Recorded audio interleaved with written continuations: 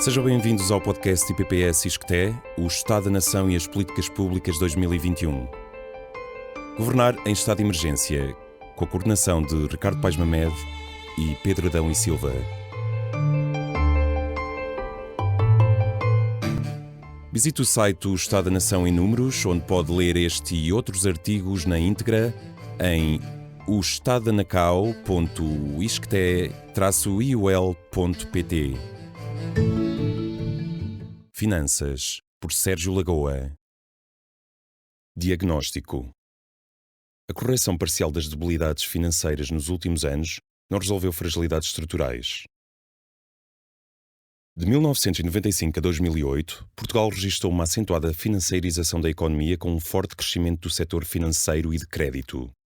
O advento da crise de subprime em 2008 pôs fim àquele período e deu origem à crise da dívida soberana em 2011. Após 2013, a economia voltou a crescer a um ritmo superior ao da Europa, não obstante a persistência de algumas debilidades estruturais. A partir da crise da dívida soberana, observa-se uma redução dos elevados déficits da balança corrente que caracterizavam a economia portuguesa. Entre 2013 e 2019, há um pequeno excedente médio de 0,7% do PIB. Esta assinalável melhoria foi conseguida não só pela diminuição das importações, natural num período de recessão, mas também por uma forte performance exportadora, sobretudo a partir de 2011, com o setor do turismo em destaque. Em resultado do reequilíbrio externo, a posição líquida de investimento internacional, isto é, ativos financeiros externos subtraídos dos passivos financeiros face ao exterior, melhorou entre 2014 e 2019 de menos 123,8% do PIB para menos 100,5%, situando-se, no entanto, ainda num valor muito elevado no contexto europeu. Parte significativa dos passivos financeiros face ao exterior são relacionados com a dívida pública. Esta diminuiu entre 2014 e 2019 de 132,4% do PIB para 117,2% devido ao crescimento económico, à redução das taxas de juro da dívida pública e a uma política orçamental moderadamente expansionista que foi capaz de equilibrar o estímulo à economia com o rigor orçamental. Apesar da diminuição, a dívida pública continua muito acima da média da zona euro, que se situou em 85,9% em 2019. Esta situação implica um elevado custo do serviço da dívida, limita a capacidade de resposta a choques económicos e torna preocupante um cenário de subida das taxas de juro.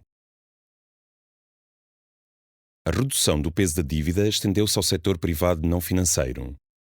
As empresas não financeiras e as famílias reduziram a sua dívida de 201,6% do PIB em 2013 para 148,8% em 2019, um valor ainda acima da mediana da área do euro, que se situava nos 121,8% e que, em face de uma evolução adversa da conjuntura económica, pode originar dificuldades, sobretudo nas empresas mais endividadas. Acresce esta fragilidade que as empresas portuguesas têm reduzidos capitais próprios e as famílias baixos níveis de poupança. O setor bancário foi fortemente penalizado pela crise do subprime e, sobretudo, pela crise da dívida. O crédito vencido aumentou consideravelmente, por exemplo, nas empresas não financeiras subiu de 1,5% em dezembro de 2007 para um máximo de 16,2% em novembro de 2016. O que acabou por contribuir para a resolução de dois bancos importantes, o BES e o BANIF, e ainda para uma substancial injeção de capitais públicos na Caixa Geral de Depósitos. Em face das dificuldades defrontadas, os bancos levaram a cabo uma reestruturação da sua atividade. Já o crédito não produtivo do setor privado não financeiro diminuiu de forma significativa de 17,4% em 2015 para 6,1% em 2019. Fruto da recuperação económica e da gestão dos créditos em atraso. Não obstante a melhoria observada, o crédito mal parado ainda se apresentava em 2019 em valores muito elevados, a saber, 6,1% em Portugal e 3,1% na área do euro. O elevado crédito não produtivo, o menor crescimento do crédito e a exigência de reforço dos capitais próprios dos bancos tornaram-nos menos lucrativos. Por exemplo, em dezembro de 2019, a rentabilidade do capital próprio era de 3,9%, apesar do esforço de controle dos seus custos operacionais. Não obstante a reduzida lucratividade dificultar o aumento dos capitais próprios, estes, por imposições regulamentares, foram reforçados desde 2010, apesar de ainda se encontrarem em níveis relativamente baixos em 2019. O rácio de capital de primeira qualidade, o chamado CET1, era de 13,9% em Portugal e 15,2% na União Europeia em dezembro desse ano, sendo este um ponto que torna o sistema vulnerável. Desde 2014, ocorreu uma correção dos desequilíbrios responsáveis pela crise da dívida soberana, com exceção do mercado imobiliário. As baixas taxas de juro, o crescimento económico e do turismo e a procura do imobiliário por não residentes originou o incremento significativo do preço do imobiliário entre 2016 e 2019, superior a 6% ao ano em termos reais. Apesar disto, a sobrevalorização nos preços do imobiliário residencial estimada pelo BCE era relativamente reduzida, mais 6% em 2018, demonstrando que o problema era merecedor de atenção, mas não era ainda grave. Já no início de 2020, a pandemia de Covid-19 veio aprofundar alguns dos problemas estruturais que identificámos na economia portuguesa. Produziu uma redução abrupta do crescimento económico, que exigiu uma resposta pronta e forte da política orçamental, produzindo o incremento do déficit e da dívida pública. A quebra das exportações, devido à menor procura internacional, deteriorou a balança corrente em 2020. As dificuldades sentidas por empresas e famílias podem conduzir ao incremento do crédito não produtivo, com implicações na estabilidade do sistema bancário.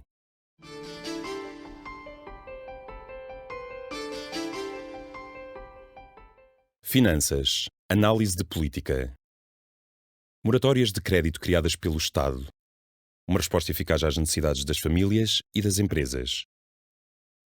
A pandemia Covid-19 causou uma crise económica e social profunda, a que governos, bancos centrais e reguladores financeiros reagiram com políticas vigorosas, entre as quais as moratórias de crédito a empresas e particulares, que permitem adiar o pagamento do serviço da dívida às instituições financeiras sem que ocorra incumprimento contratual.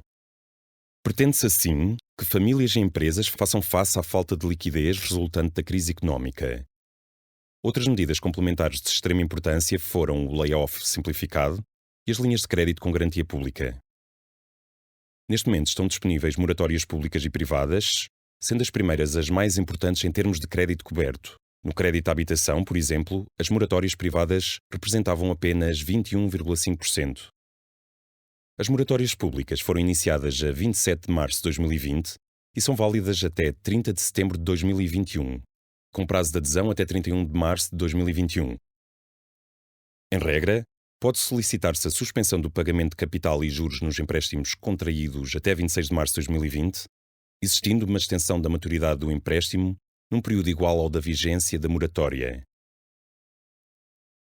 O acesso ao apoio pelas empresas depende de não estarem em processo de insolvência e da ausência quer do incumprimento perante a banca, quer de irregularidades fiscais graves, sendo que não existe condição de quebra de atividade. Para as famílias, o acesso exige, para além das condições impostas às empresas, que a situação familiar tenha sido alterada pela pandemia, designadamente devido ao isolamento profilático, desemprego e redução temporária de pelo menos 20% do rendimento global da família. As moratórias para as famílias abrangem apenas créditos garantidos por hipoteca ou destinados a financiar educação.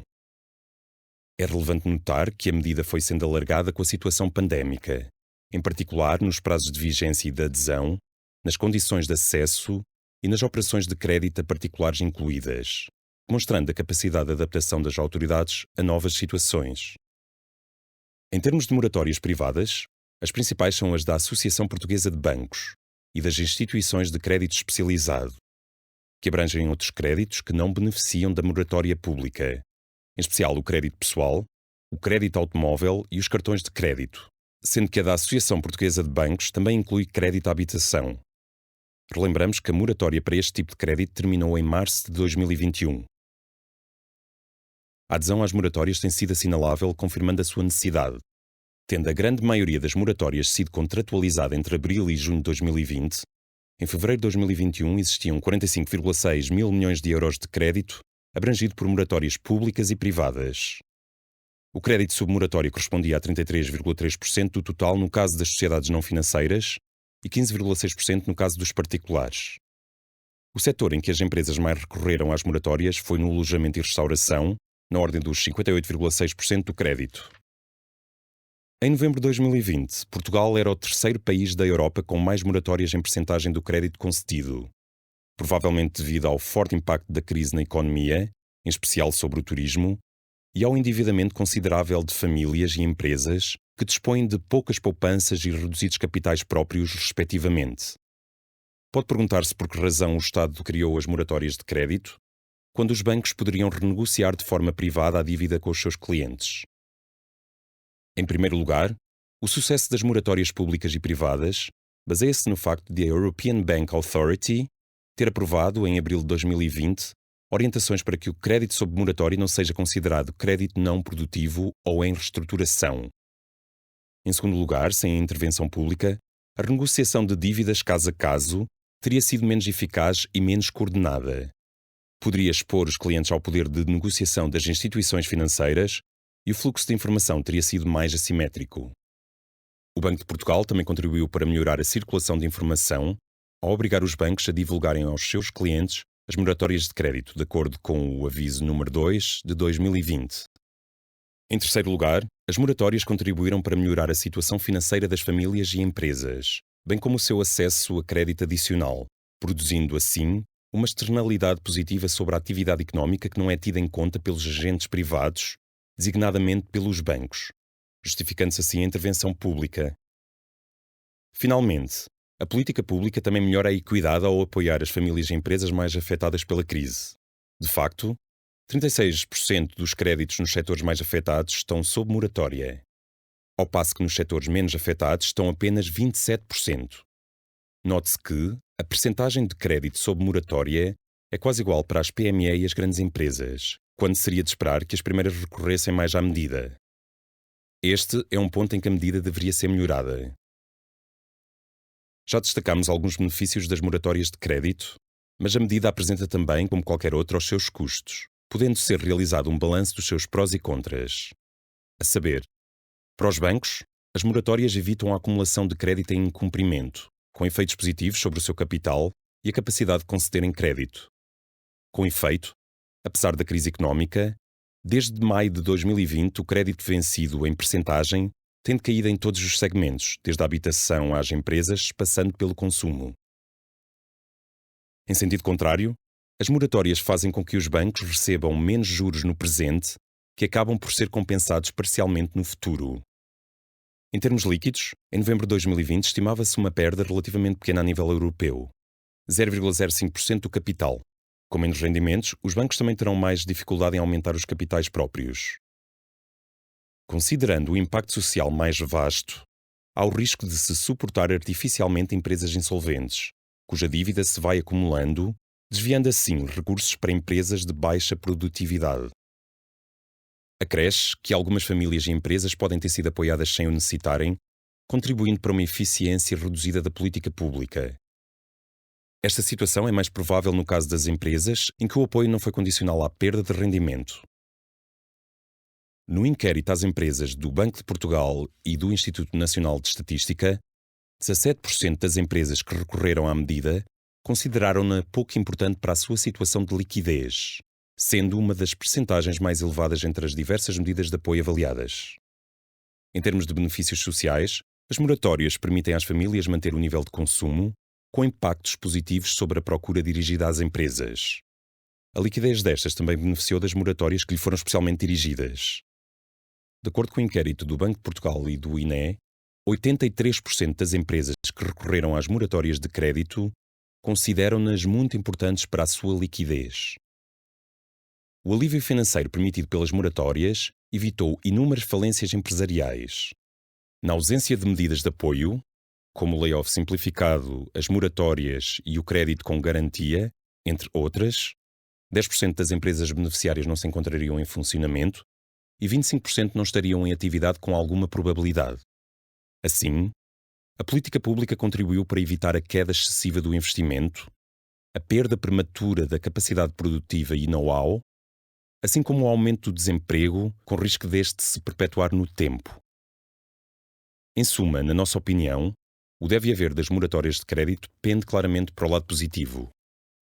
A pergunta que se pode colocar é: o que acontecerá quando a medida terminar?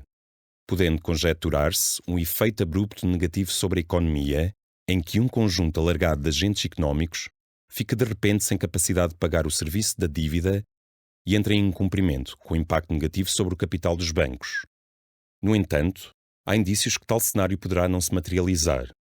Primeiro, estima-se para Portugal uma redução de 0,21 pontos percentuais no rácio de capital da primeira qualidade CET1, face aos 0,20 pontos percentuais para a União Europeia, o que constitui um impacto que os bancos são capazes de absorver. O crédito sob moratória com risco aumentado situava-se em junho de 2020 em aproximadamente 16%, o que, atendendo ao risco presente no total da carteira de crédito, próximo de 9%, não constituía um valor elevado no contexto europeu. A mesma fonte indica que o peso dos empréstimos não produtivos nos empréstimos com moratórias se aproximava de 5% em junho de 2020, abaixo da média do setor no segundo trimestre de 2020, que se situava nos 5,5%. Já no que concerne ao crédito que já não está em moratória, 10% do total, o governador do Banco de Portugal afirmou que nos 4 maiores bancos, em março de 2021, a taxa de incumprimento era de 4%, abaixo da média do setor. Em qualquer caso, cabe aos bancos monitorizar ativamente a evolução da qualidade do crédito sob moratória e fazer provisões antecipadas para eventuais perdas.